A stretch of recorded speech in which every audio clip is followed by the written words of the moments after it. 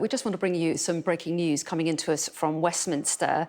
Daniel Korski has dropped out of the race to become the Conservative candidate in the London mayoral election, following a claim that he groped a TV producer in Downing Street. This is Daisy Goodwin, who alleged that she was touched inappropriately by Mr Korski 10 years ago in newspaper articles that were published in The Times and the Daily Mail.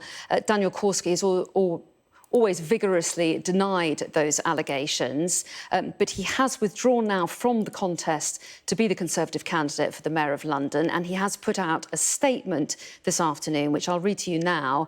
He has said, "I've decided with a heavy heart to withdraw from the Conservative mayoral contest. I categorically deny the allegation against me.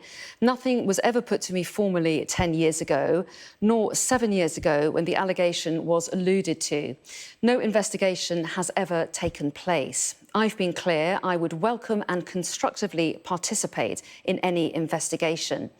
However, the pressure on my family because of this false and unproven allegation and the inability to get a hearing for my message of the London dream makes it impossible for my campaign to carry on."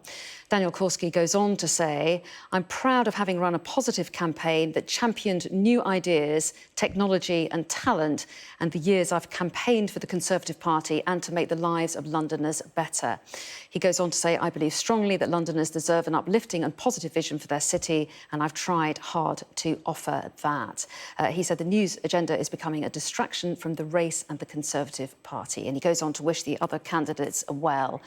So let's bring in Mari Aurora now, our political correspondent who's at Westminster for us. So, Mari, Daniel Korski pulling out of this mayoral race.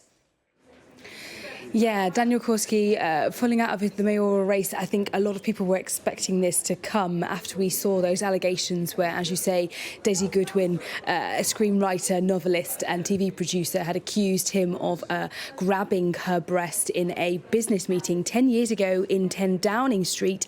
Now, as you read from that statement, he says the news agenda, essentially these allegations against him, have become a distraction from his campaign, and therefore he has decided to step down. Now, interestingly, we know Daisy Goodwin this morning on the Radio 4 this morning, Today programme, said she'd actually been contacted by other women who had some very interesting stories to tell her about potentially their experiences with Daniel Korski as well. So perhaps this is only speculation, but perhaps there was a worry that maybe more stories may come out one day, and therefore it's best not to continue with the campaign. But he also does talk about the pressure on my family, he says, because of this false and unproven allegation. It's important to remember he completely and utterly and vigorously denies the allegations against him of sexual assault by Daisy Goodwin.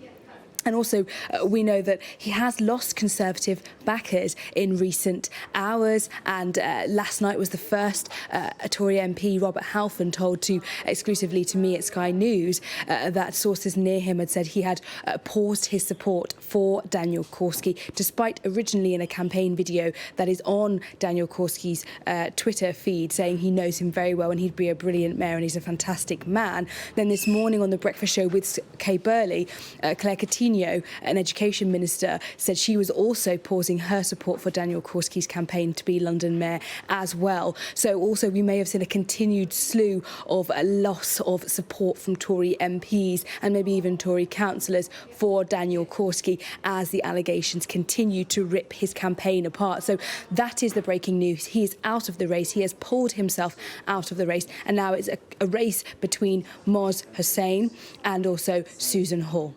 Well, yes, and we did hear today, didn't we, that Daisy Goodwin, who's making these allegations, made a formal complaint to the Cabinet Office. What happens to that investigation, as far as we know?